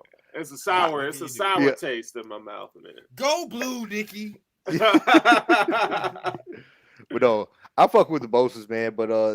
But yeah, JJ, play with your brother, but at the end of the day, sign that 1-day contract and retire a Texan. Oh, for sure. That's go down as top 5 defensive end of all time. And give us our sure first ballot Hall of Famer for the Houston Texans since they robbed us from Andre Johnson. I felt he should have got in on the first ballot. Johnson got to the Hall of Fame just for beating up. Never mind. Yeah, Cortland Finnegan. Boy, that was a Hall of Fame ass whooping. That was a Hall of Fame. Had enough. Yeah, boiling point. Yeah, what that little white dude say with the chart when you fuck around, the more you find out. Yeah, the more you fuck around, the more you gonna find out. I thought you was gonna hit me with the Slim Jesus. I got time today. Yeah. You with me, Con. I had time. I got time today. I remember that freestyle, man. R.I.P. to that dude, man. I heard he died. You know what I'm saying? Damn. Not Slim Jesus. It was another kid that did the freestyle. Was a white guy, but R.I.P. man. You know what I'm saying? Sorry, God rest up, dog. But JJ Watt, man. Yeah, JJ Watt. He just jogged the memory. But J.J. Watt's leaving the NFL, and so mine too. I just remember yeah. that dude was rapping. I need some weed. I'm Yeah. sorry, my bad. That's after hours. Oh, my bad. Yeah. I shouldn't even went there. I turned left on the street, and I shouldn't even gone there, bro. Let me swing it. If MC Keep Up is listening out there, he's probably like, nigga, I remember. Yeah. And shout out to my boy Keep Up, man. At that point, I realized, yo, me and these niggas listen to way too much music. We done found the end of the shuffle. All right, go ahead, man. All right, man. So J.J. Watt dipping out the NFL. You know who else is dipping? Not by their own volition. Nathaniel Hackett out. Get your bitch ass out of Denver. Bro. You made Russell look bad. And as a Russell, I am here to fight for a Russell. So, you made Russell look bad. As a Russell. Oh, man. All right. As a Russell, I have to fight for Russell. Now, Russell Wilson, let me look at the camera and say this. Hey, bro, y'all know me. I don't die on heels. So I'm only going to do this one time. Rusty says you an asshole and you out here acting like an idiot. You at your own office and doing all this bullshit. So, like, they have scapegoated Nathaniel Hackett for you. As a matter of fact, Russell Wilson, I wish I had my sound effect still because I could give him the clap because he's earned a new badge, y'all. Coach Killer. CK. Not Calvin Klein, Coach Killer. But I will say this, though. Nathaniel Hackett literally looked like if us three were to be called tomorrow and say, hey, guys, y'all got to go coach the Vikings this weekend in order to get a victory. We would be out there trying our best, but I'd be like, Sterling, I don't know what the fuck to do, my nigga. I don't know what the fuck. You want to run? You want to pass? Boogie, shit, nigga. We going to blitz. I guess we going to blitz. Y'all niggas know how to blitz? Nathaniel Hackett literally looked like a dude that just did not know what was going on when it was supposed to go on. So I will say, I agree, Russell Wilson had horrible times, but Nathaniel Hackett was the worst coach I've ever seen in the NFL in my life, of all times of ever. Josh McDaniels got to be up there. The common denominator is they both coach the Broncos. But I will say this: Josh McDaniels happens to fuck up a whole lot, but that one thing he has under his belt, I won games with Tim Tebow. This guy can't win games with Russell Wilson. So either Russell Wilson has fallen all the way off and sucks, major cock right now. Well, so and I've been trying to look for the numbers, and I've seen somebody compile the numbers of the recent years of Russell Wilson. I think it was his QB. I'm not sure if it was the QBR, but it was a rating, his ranking within the league. And I want to say maybe like, was it 4 years ago, maybe 5? He ranked within the top 3 of the quarterbacks within the league. Then the next year it fell down to the top 10. Then towards the middle of the league, I think it was like top 18. And then it started climbing downward. So I want to say before he got to Denver, he was like ranked like in the 20s as far as the quarterbacks in the league. Now, as of a couple weeks ago, whenever they released it, he was like 33rd in the league, or 34th. Before you go in on him, I was gonna ask both y'all a question. Do y'all not might think that would have been because Pete Carroll stopped calling shit that worked for him? I was going to say that Pete Carroll's very adamant about the fact that fuck this guy. Yeah, you know what I'm saying? And the way that his stats just started going down, and he could be an asshole, and I think it may have, but I'm just thinking that's kind of a core. I don't think that Russell Wilson is this bad, bro. So I would have said that if I did not see this year, like I would have agreed with you and said that it might have been some bad feelings with the coaching and the play calling, but when he moved over to Denver and he started performing like this, missing open guys, looking like he wasn't making those crisp decisions he used to make back in in the fourth quarter. It just seemed like he lost. He kind of was just in a different body. Like he was Sterling, I was gonna say, Sterling, you break this down. Yes, Sterling out there. You out there. You break this you down, in Denver. Bro. What did you see? Look, man, I think when you look at Russ's career, I think we have to kind of keep everything in focus and perspective, because when he came into the league, the Seahawks had a running game. They had an offensive line, and they had a defense that could mask any mistakes. They had a legendary defense. And over time, the line got worse. Marshawn Lynch left. They didn't have an identity. And Russ was never a guy, even when he was at Wisconsin or NC State, he was never a guy that could just completely carry a team on his shoulders. So the more we saw people say, let Russ cook, no, it's let Russ function out of play action pass. Let Russ function with the running game. Let Russ function with the great defense. And now he has the defense, but the offensive line's bad, no running game. And Russ is just not the guy as we think he is. I think Pete Carroll masked a lot of his deficiencies. He knew that Russ is 5'9", 5'10" on a good day, yes. Right? And he's older in his career, and he's not as elusive as he once was. So it's like he doesn't want to run the ball. That's was one of the things. He was kind of a dual threat, could get out of the pocket, make things happen. Yeah. He can't do those things anymore. He doesn't do those things anymore. So we shouldn't be surprised that Russ is not producing. I think, and then you pair him with a first-time head coach who Nathaniel Hackett was never really a good offensive coordinator, in my opinion. He wasn't good in Buffalo. He had Aaron Rodgers, and Aaron Rodgers called the ship. So they went out and they hired Nathaniel Hackett on potential. But you need a guy like Pete Carroll or like a guy like your old coach from the Saints to come in and kind of put all the things back around Russell to make him good.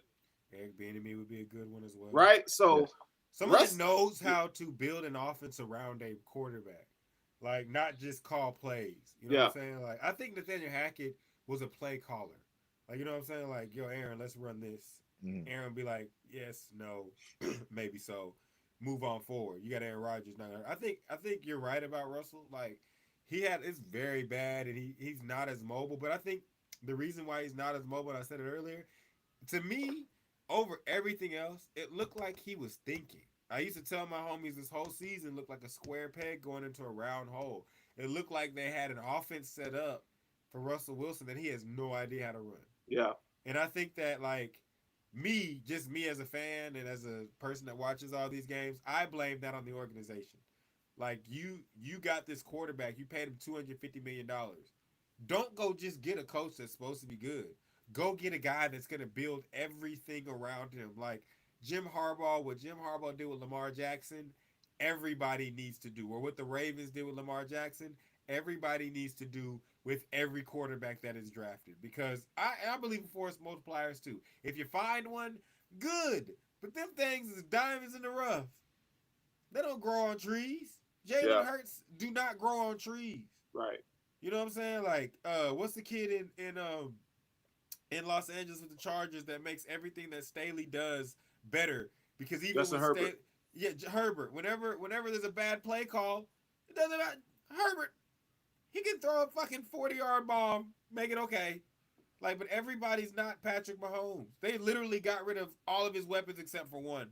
Yeah, and he's okay. But that's rare, and I think that we need to start realizing that is rare. Like, you got to build this shit around guys. But I will say, I'll be fair to everybody else. Next year, if Russell Wilson has, like, 2 bad games, he's finished. He got to come out next year and be on point and on fire. But I do think that they need to go out and search. Ask Russell, like, do you want us to go poach a guy off of the Seahawks? Like, we got to build this shit to what you're used to. Because what you're saying, Sterling, when you said he doesn't run or he doesn't want to run, I think he doesn't run or want to run now because he's still trying to fucking figure out his progressions. I think he's missing open guys because he sees them. Yeah. But he's like late. You know what I'm saying? He's like, this isn't the read. I think in Pete Carroll's office, he knew Hut 1, 2, 3, bang. 1, 2, 3, bang. And then he got to a point where he was like, I already know I want to take the bang, so I'm gonna take the bang because I see what I see. But in this, it literally looks like a guy that's trying to do a recently scrambled word puzzle. Yeah, and if you go back and watch that game last week, there was a time where Cortland Sutton was pissed off because Russell had a first down in front of him and decided to heave it down the field. And Sutton was open too. And so I think Russ has lost the locker room. I mean, we've seen too much stuff on the sideline. I don't know what the Broncos are going to do, but Russ is going to have to really like prove to his locker room, to his guys that he's the dude for the job and that he's going to lead this team. I don't think Russ can do it from a leadership perspective. I'm going to say this. I think I'm going to vote on the side of he can, but I am going to wait to see that come to fruition because I am cautious. Yeah. Like you said earlier, they all talked about let Russ cook, and I was one of them. but I didn't know that nigga was cooking with hamburger helper. You know Yeah. what I'm saying? I didn't know he had everything made for him. You know what I'm saying? That shit was not from scratch. You know what I'm saying? It's already in the box. It was already in the box. Betty Crocker Russ. So you know what I'm saying? So like, but I do think watching. I'm not gonna lie. Watching Nathaniel Hackett, I've never seen that bad of a coaching. Yeah, it's bad. And so with it being that bad, a lot of my friends and stuff would tell me like, "Yo, but he's playing bad." I was like, "He's playing bad," but it's kind of like if someone was to tell you, someone say, "Sterling, you got to drive this car from where you're at right now to Dallas, Texas, but all this shit is wrong with it, and you have 1 week to learn what's wrong with it. You drive slow, you'd make weird pit stops, you wouldn't do the right things." I just think that Russell Wilson is just like, I think he's just like, yo, this is not what and I think he did go Coach Kill route. I think, like, let's all be honest, like, all of us, if we're sitting up, I have a Hall of Fame career, I was the shit, now everybody thinks I'm not the shit, everybody thinks I suck, I can't get my receivers the ball, this offense I'm running sucks. I don't. You saw Mac Jones last week or a couple weeks ago yelling at his coordinators. The fucking run game sucks. Like, I think there are times when these coordinators and these coaches just completely just drop the ball and they just shit the bed. And I think that we watched that in Denver. I think we watched the team just shit the bed. That defense could have ran with its eyes closed. Period. It was set. That defense was good to go. So I don't want to hear like, what if the defense played good? That defense would have been good. They gave up. They've been playing good all season. The defense would have been good if us three coached the defense. Like, seriously, they would have been good if like offense though. You need continuity. You need that shit to be a well-oiled machine. All right.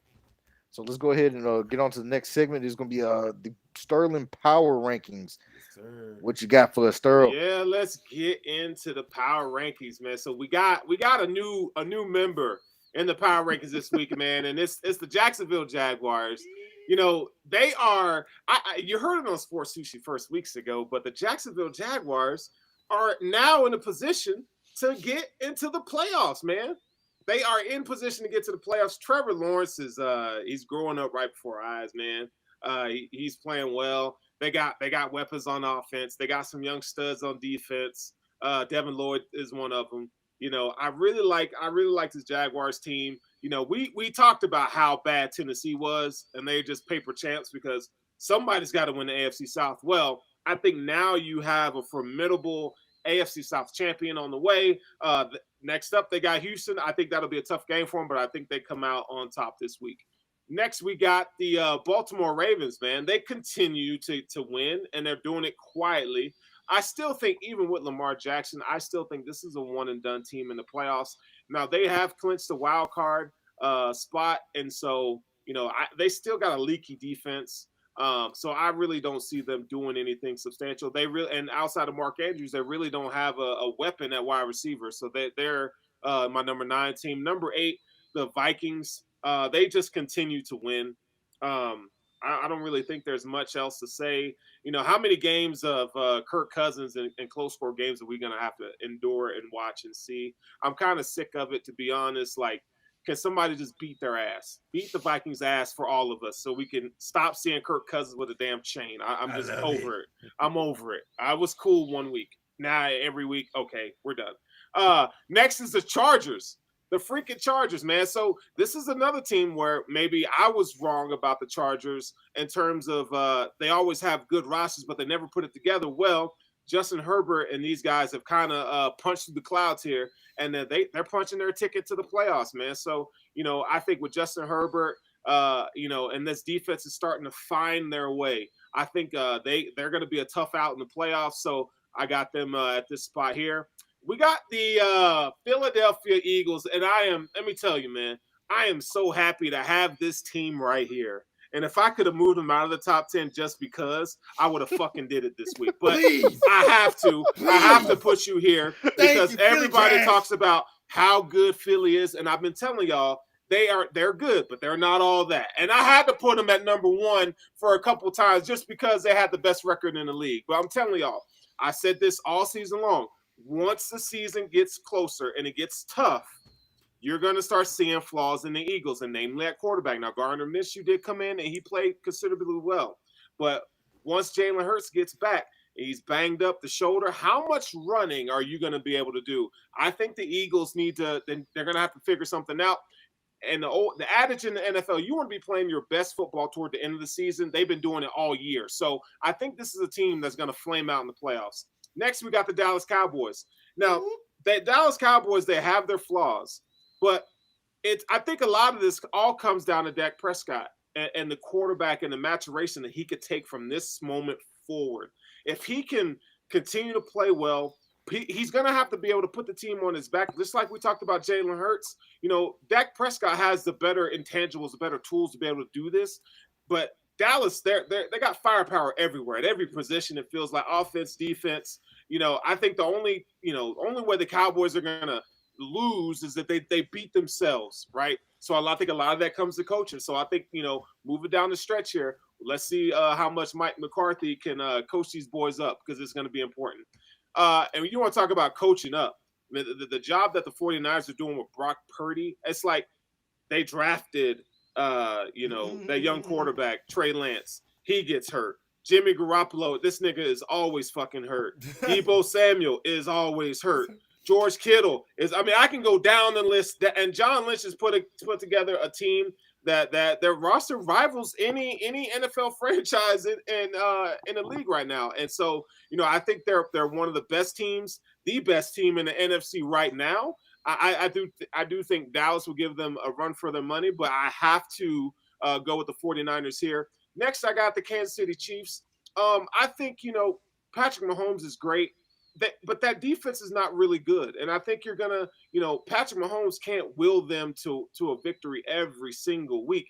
They're going to have to get it from somewhere else. And I think the playoffs is going to start to kind of, again, it's going to, like a boa constrictor, it's going to start to make things extremely tight.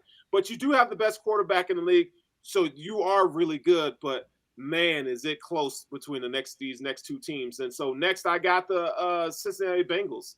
I was wrong about them. I felt like they were going to get the Super Bowl hangover earlier in the season. It looked like that was the case. But they've popped off 7 straight wins. They're the hottest team in the league. And they got a Monday night showdown against the Buffalo Bills. The Bengals don't run the ball well. But what they do have is they have a defense that's really good, that mixes different fronts and different looks and blitzes and packages. Like, they're really coached well on defense. I think probably it's the reason why they went to the Super Bowl last year, because how well they were coached on defense. B.J. Hill, D.J. Reader were up front. These guys are immovable. They do need to get healthy at defensive end, but Joe Burrow and these weapons, man, they're tough. They're going to be a tough out.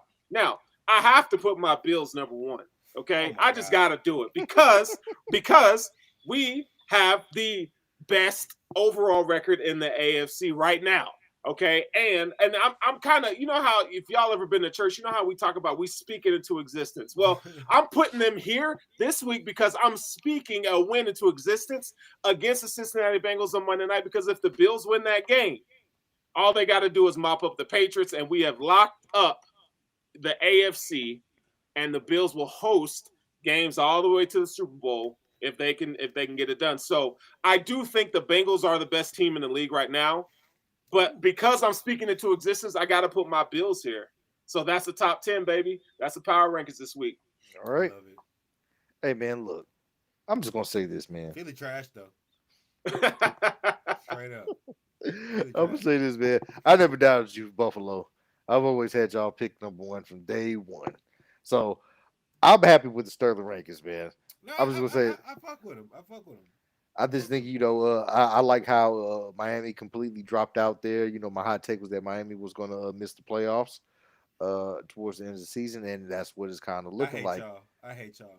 I didn't even put him in the top 10. No, because Chris, fuck you too. Because I was talking shit to Chris, and I should have never said nothing to you. Because soon as I start talking, Tua turns into a glass bowl. Yeah, bro. And I was like, damn it. I was like, they need him to make me look smart. But we will see, guys. I'm going to eat a chicken wing to that. Oh, my God. It ain't over. I hope they make the playoffs, because I'm going to eat chicken wings all on this motherfucker. I promise. Rush, take that. Liver, pepper, wet. I can't believe he got hurt. That shit hurt. These wings are from Buffalo, baby. They are not a fourth. See, Chris, you take it too far. They are not the fourth in the division with a healthy Tua. With a healthy Tua, they are 2 at best. I've been waiting to do that all week. But all right, I'll sit there and take my lumps. Tua, hey man, your life is more important. Yeah, brother. Smart man. Yeah. And so let's get into these Christmas weekend NFL games recaps. yes, sir. Like, okay, so let's just talk about the Tua situation Philly real trash. quick. We go. All right, you know what? Let's get to that right there because I know Russ been waiting to talk about this. All right. I just got one thing to say. Jalen Hurts don't play motherfucking defense, cuz. Explain that. T.Y. Now that's what I want to Boy. say. That is why you bring him in there. That is the reason why you signed him. You want a guy like that flips the field. Like, let me tell you something. I'm watching the game. I'm watching the fucking game. Give me my props. What I tell you, Russ? What did I tell you? Hey, love. Cherish thy Sterling. Let me tell you something, man. Let me tell you something, man. When I seen T.Y. ran down there like on 3rd and 30, that's what it was. It was 3rd and 30. Might have been more. When I seen him go there and just stretch out and catch, I said, "Dog, that shit look familiar. I seen this shit somewhere." I know you know. And then, I know. As a Houston Texans fan, in the back. yeah. And then just flashbacks, PTSD is like, "Oh shit!" And then they said T.Y. Hilton. I said, "Oh Jesus Christ!" I said, "He's still out there doing it. He still can flip a field 50 yards easy." Rubber match, whatever. Hey Chris, that's fine. They beat us with Cooper Rush, so. There, he's a evens. Yeah, even Stevens, buddy. You know what I'm saying? So Gardner Minshew's a good backup. No, he is. He's a very good backup. You know, and so is Cooper Rush, as we saw. So we got it. We got what we wanted. We played them with our backup. I still have some things about Kellen Dak. My nigga, let's get it under control. Like, I feel like. You know what I'm saying? We can continue this relationship, Dak, but I just can't trust you all the way. And I want to be able to trust you all the way. It's tough. You know what I'm saying? It's tough. It is very... You know, Sterling, because you watch this quarterbacking stuff, so you see the things Dak does that make you say, like, if you don't do that... The funny thing is, Sterling, correct me if I'm wrong, even though he scores more points now, if we could get him to be a little bit more like the Dak of 2 years ago, right before the injury, that didn't throw interceptions, Dak used to be a mistake-free guy. Yeah. He used to not make mistakes. Our shit was the defense couldn't stop somebody, misplay here or there, but it wasn't him. Dak didn't make mistakes. I'm gonna tell you what the problem is. It's no Amari Cooper. Yeah. What Amari Cooper in terms of route running did for a quarterback like Dak Prescott, you will never you won't understand, but it's more than we give credit to. Yeah. And so until they get a guy in there that can make himself separate and get open and be consistently win routes, I think you can see that Dak Prescott. But the problem is, I think what we have now, Cowboys fans may hate this, but I think we have to lower our expectations for Dak and just realize that he is a fringe top 10 quarterback. So I think he's from 10 to 15. And once we understand that he's going to need stuff around him to be great, that's what you have to live with. We agree, but I'd give him 7, 8, 9, 10. I would because, but you're right. He's sporadic as fuck. But yeah, I understand what you're saying though. You can trust him, but you can't. Yeah. All right. So speaking of trust here, let's talk about the Dolphins here. Tua and it looks like he's in the concussion protocol once again. This is like for the second or third time for this season. It hurts. And I'm gonna be honest with you, man. Like, you gotta kind of start looking at your future at this point here. You know, look, I played high school ball, and I had 2 concussions in under like 5 weeks, and they were the lowest level. But they were talking to me like, "Hey, nigga, you might want to think about, making some changes." And it's just, one of those things is like, dude, like, you might be fine in the the next little period, but down the line, those are unforeseen, uncharted waters, and you don't know how those things are going to go. Yeah. But look, man, I'm gonna say this, dog. Look to a dude like if this if this is another concussion, brother, look, man, shut it down for the rest of the year. Just shut it down. Just shut him down. Yeah, I Shut him think down. you have to, and you gotta point the finger at this organization as a whole, and I think it goes back to them drafting Tua, playing around with Deshaun Watson, Tom Brady, Mhm. not really buying it, and then he gets hurt in the Buffalo game, and you put him back out, you let him go back out there, right? Because your staff, their diagnosis was awful, or they were just so greedy that they had to put him back out there. And the next week he almost dies on the field, it felt Yes. like. And so yeah, man, you have to his family needs to come to his rescue. I'm sure they are, and say, hey man, like you said, like it's time to evaluate this football thing if this is longevity, or what is it that we need to get around you to maybe help prevent this from happening. But I think that the way the Dolphins have handled this situation, I think it's awful. I think it's a bad look for the roster owner. I think it's a bad look for the NFL, because you're not protecting the player when you allow them to go do this stuff. So yeah, to your point, I think they should sit to it for the rest of the season. Unfortunately, it comes at a horrible time because they're trying to get to the playoffs. But at the end of the day, man, it's about this dude's life. And I would hate, CTE is real. And I would hate to see things like what happened with Junior Seau and these other players that have played in this game. Like this dude's health is the utmost importance. So what would he say? Chris is ruthless. Like he said, the worst thing about this, he says that it gives the Dolphins fans a built-in excuse to why they were going to lose anyway. Well, Chris the is Bills ruthless. beat them. We beat them Yeah. with Tua. So, Yeah. So we ain't got to worry about it. Yeah, so I don't think y'all are 1-1. So it's but I think I agree. I think a lot of people, when you think about like the reality of it, is he wants a second contract because the second contract is the one that normally sets you for life. And word on the street, or if you read, or if you have been reading, rather, I don't want to make people think like if you read, but if you have been reading or read up, some people are saying that he would get like 20-30 million a year. He wouldn't get the guarantees that most of these other quarterbacks get, but he would get a sizable contract. And so in his position, you're like, I'm playing. You know what I'm saying? Like, I got a chance to make, $20 million next year, or maybe even more. But it is very dangerous. I don't know, man. I'm torn because I think that the team has something to do with it, but I also think that there's a player screaming at them, like, I'm fucking playing.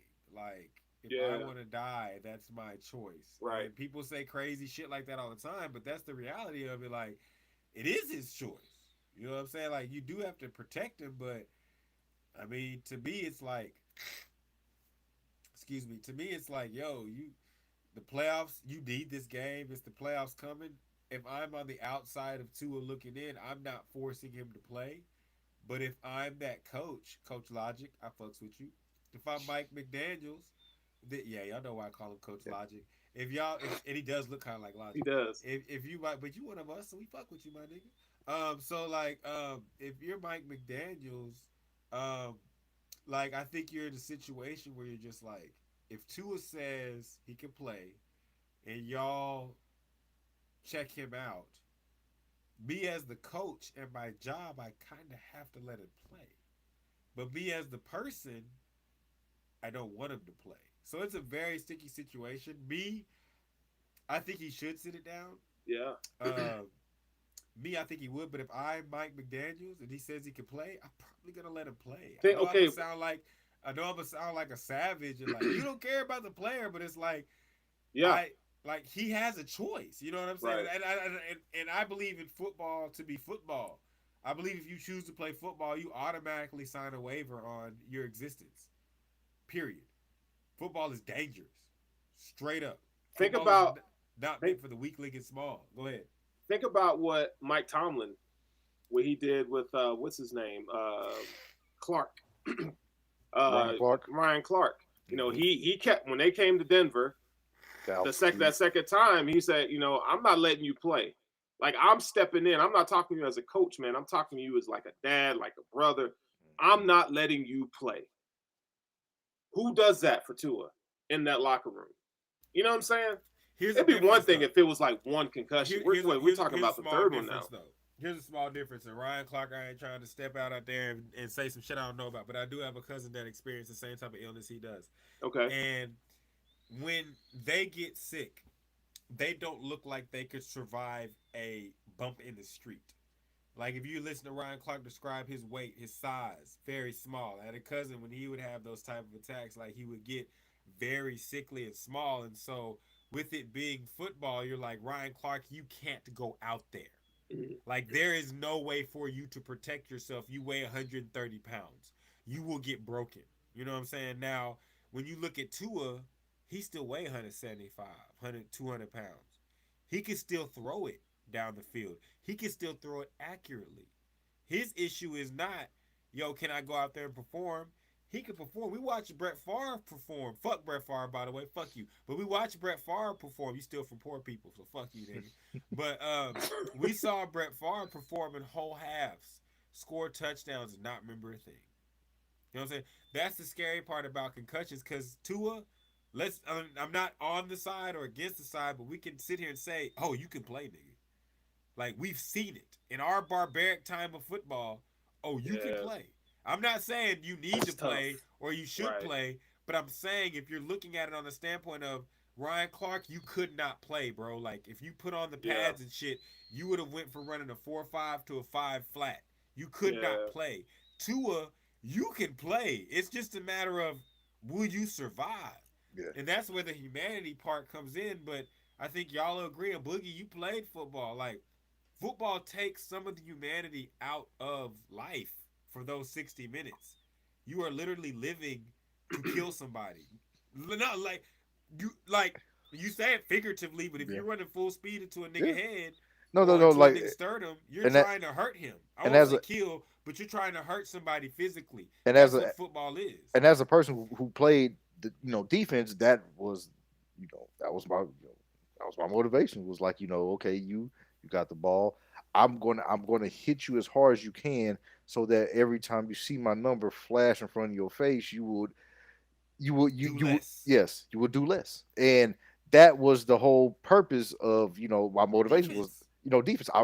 I lived to hurt. I played to hurt. Like, that was it. But that was defense, though. That was. You know what? I'm going to kill everybody. Yeah. What's up, Chris? What's the assignment? Alvin kill Mack. Everybody. Shout out to Alvin Mack. Alvin Mack, bro, the program. And that was you were the Terminator. Like, as a linebacker on defense, you were the Terminator. Anything that moves, you killed. And that was. Go ahead. Yeah, I was saying that was just the that's what they taught you. There was like we grew up in a time, and even before our time. Football, before people got smart about football, and I'm not against getting smart about football. I'm just saying football before people got smart about football was that you would ask a defensive player, how can you stop this player? We're going to knock his ass out. That's how we're going to stop him. You can't juke when your leg broke. Yeah, it was. You can't do moves when you're out of air because we knocked the wind out your motherfucking ass. So you know what I'm saying? Like, that was the mentality. It really was. Like, like in NBA too. You could dunk. Oh, good. How you gonna dunk when I flatten your ass? You know what I'm saying? Like, it's the same thing. Is like when the physicality gets involved in it. What are you gonna do? Yeah. And I think with Tua's thing is the concussions are the only injury that we have now where you can get it and you can literally go right back out there and play to your maximum potential. But you could be more fucked up than any of the other 53. Yes, you can. You could be so messed up and not even. Again, I will say it again. Brett Favre threw those touchdown passes to Donald Driver, won a football game in the second half, and didn't remember the shit. It's crazy. To this day, don't remember. He remembers stealing from poor black people in Mississippi, but he can't remember throwing them touchdowns to Driver. No, Brett Favre, I will not let that shit go. You know what I'm saying? But yeah, I think it's just a shaky thing. But I think I would. I know people are gonna tell me I'm ruthless, but I would leave it up to Tua. Yeah. I would literally look up. I would make sure he knows everything, bro. You could die. You could never play another down again. This could be really bad for you, but this is your life. This is your second contract. This is what you want to do. So with all the information,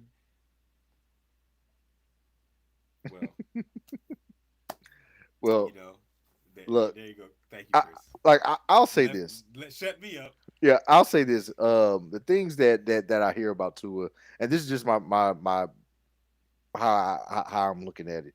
Tua is a person of faith, and I think that if you give it up, you leave the choice up to him. He's going to put it in Faith's hands, and he's going to go out there and he's going to play. He's going to play. But my thing is, look, man, your health is very important, man. So my thing is blessings and protection over you, Tua, in your career. You don't want to see people lose their jobs, over injuries and careers. You don't want to see LeVar Arrington and Troy Aikman. You don't want to see that, bro. Even though that's kind of cool and kick ass to see. Hey, LeVar Arrington's a fucking monster, and I can't stand the Commanders or what they were called before. But Boogie, I look in your eyes. That hit. Yeah. God damn it, LeVar Arrington. That was possibly one of the most amazingly hardest hits I've ever seen. He put Troy Aikman out. Yeah. Out. Yeah. It was. But again, to the people that watch football that are watching it now, like that's what defenders are. The best Derek Brooks. You feared Derek Brooks and the Tampa 2 defense. Let's just be honest. You feared the Tampa 2 defense because you was gonna get hit. Yep. They have all these other schemes and shit they draw up. From Sterling, each level. tell them why did they fear the Legion of Boom?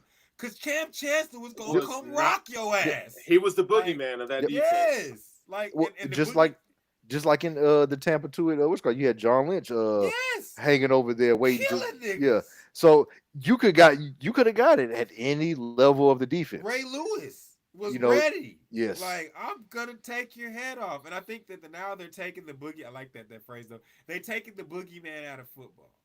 And with them doing that, it's making people feel like, I can last. But Tua, I wish you the best, but I will let you know I ride with whatever decision you make because you a man and you can make your own decisions. But one of these motherfuckers gonna hit you, bro. They gonna hit you, and it's because it's not because they malicious or evil. It's their job. Yep. To knock your ass out. It is their job. All right, guys. Before we get out of here, we got the Thursday night football scheduled for tomorrow on Amazon. We have the Dallas Cowboys taking on the Tennessee Titans, and I can tell you right now, if you like bum fights or you like one-sided fights or you like world-class fighters beating up on disabled midgets, this is what it's going to be. This is what it's going to be. And this we're gonna be clean too, so it's gonna be like a nigga in the freshest fit ever beating the fuck out of a retarded midget that can't defend himself. You want to see Malik Willis get molested? Go ahead and watch this game. Okay. Hit him again. He can't fight for himself. Shut up. He called himself a Titan. Dallas is 12 points favorites in this game. Oh, we not gonna cover. We always fuck up covers like this. Okay, look. About 4. But look, man. The Titans are bad, bro. They just lost to the Texans. So I don't think Derrick Henry's playing. So this is going to be losing to the Texans, like losing a race to a nigga that walked back. They got a tie in their record. Facts. They got a tie in their record. Like 2-12-1. 2-12-1. They bad. That's worse. By the way, America, that's worse than 2-13-0. Yeah. That extra 1 makes you know that, nigga, we not won in every way possible. You may not have lost, but you not won in every way possible. In every way possible to not win a game, the Houston Texans have found a way to do it this season. And for their trouble, Bryce Young's coming to town. Yeah, man. So if you follow the theme, hey man, if you like bad games or tune in, shit. Hold on, but I ain't gonna let you us like that. Not if you like bad games. If you like to see America's team come out in the dopest of dope, all white, new helmets, blue trim around the star. Why? It's blue trim because we gangster than a motherfucker. Okay, so you come watch us come out there and look as the cleanest, okay. slickest. Woo! We jumped ahead here. Okay, we missed the play of the week. All right, so my bad. Oh, I thought we was capping it. No. I was like the best for last. Okay, man. Yeah, I thought here's the play. Because I sat there, I said, hold on. I said, because usually we shut it down after Thursday. I said, man, we missing something. I said, oh goddamn. All right, so we got Sterling's play of the week. God damn it, my bad, Sterling. Hey, it's all good, man. Players fuck up. Look, I even got something for you, Boogie. I got something for you here, man. So it's my guy. It's your guy, James Cook. Yeah, look, my bad, dog. You know, I had high hopes of James Cook for the Buffalo Bills, but he failed y'all. Yeah, he hasn't. Hold on. Let's get into right this. There's two plays here, okay? So we're seeing a change in how they deploy James Cook here. I really do think that he's gonna be RB1 next year. Like This kid had 99 yards rushing last week. He's been coming on as of late. I really do think he is really settling in now. Okay, so I'm going to show you. Can y'all see my screen now? Oh, yes, we can. Okay, so I'm going to show you two screens, and they're both draw plays. And the cool thing about this is these plays are right after each other. So it wasn't like this is later in the game. These are two back-to-back plays. And I just want to show you James Cook here in the shotgun. Now, you're going to see Josh Allen here, and you already see, if you look at the two safeties, not Jaquan Brisker on the left, but you look at the safety on the right, he's already – in kind of a trail position. He's anticipating the pass, okay?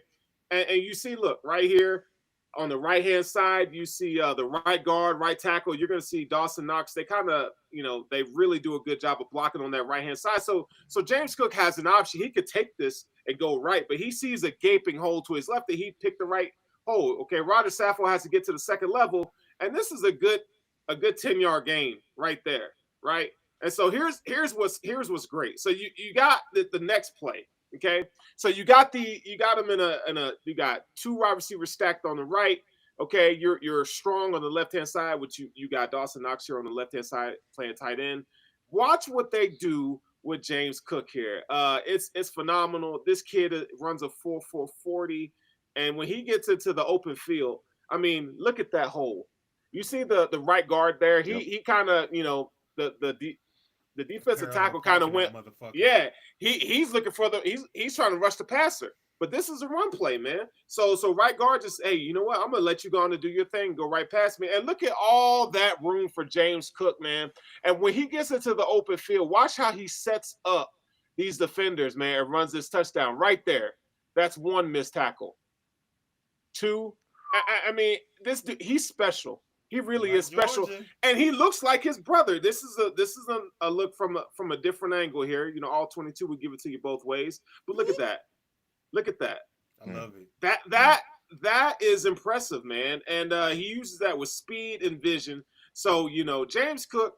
I think we're gonna see how well he acclimates to prime time and being on the big stage, but the Bills are continually giving him more and more opportunities to make plays, and I think he's serving them right. That's a 27-yard scamper for a touchdown. The kid had 99 yards rushing on the game. I think the future is bright for James Cook. Yeah, you're right. Like, it hasn't looked great.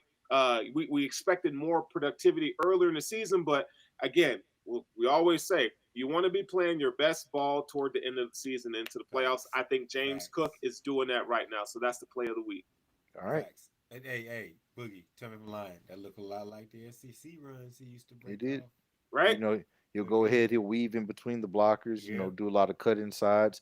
Not on the first, the speediest, but he's swift. Yes. Yeah, he makes the right cuts. Like with the first play that Sterling was showing us with the 10-yard gain, like he had two different options. Yeah. Right. Where he could have just he could have cut it to the outside after the right side just got washed. Yeah.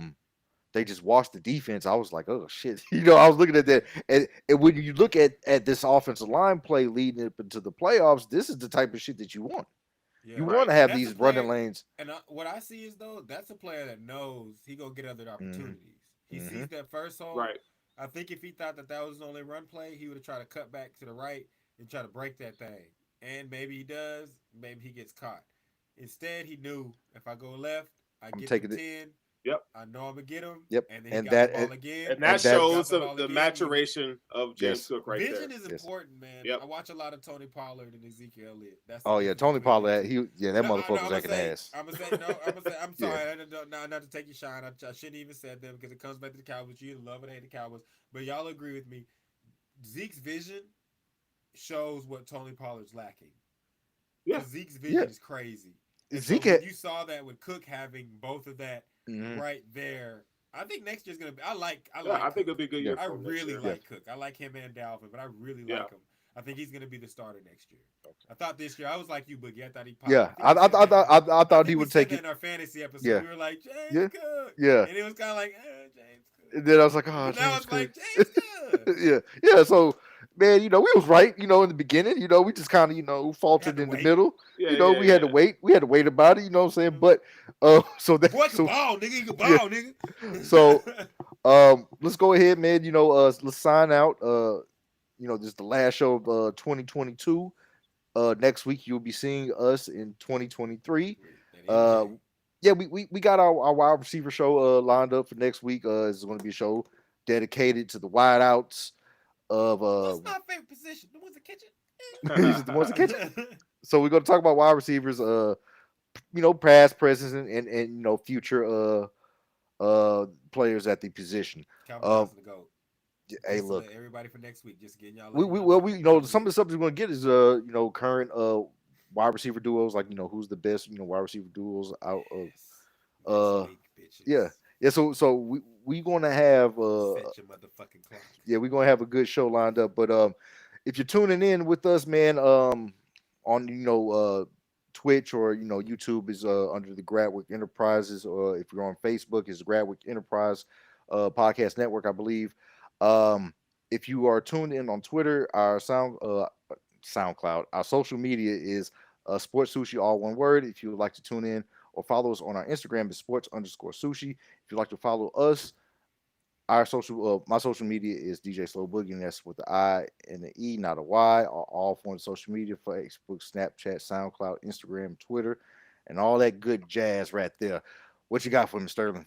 Yeah, as you can see on the screen, man, on Twitter, @FurrowSterling. I don't do Instagram, but it's there, Sterling Furrow. I suck at social media, to be quite honest. I ain't gonna lie. But if you want any written content, you'll see a lot of my draft information will be on BuffaloRumblings.com. You can catch me there. And this is why Sterling says he sucks at social media. I am quite good at it. This is why they have me. You can find me at RLClimbSP on Twitter, or if you go into Twitter and type in search and look for Sports Plug Russ 3, you'll find me. I'm also on IG at sportsplug.russ. You can catch me at TikTok. I think it's the sportsplug.russ. You know what I'm saying? Catch us on social media. You really can follow each of us, but you really should be following Sports Sushi. Go type in Sports Sushi on all your social media platforms. Look for the roll and the sticks and get with the shit. All right. So Sports Sushi, man. Thank y'all for tuning in with us. Tune in next Wednesday, 8 p.m. Central Time. Peace. Go be great. Philly's trash.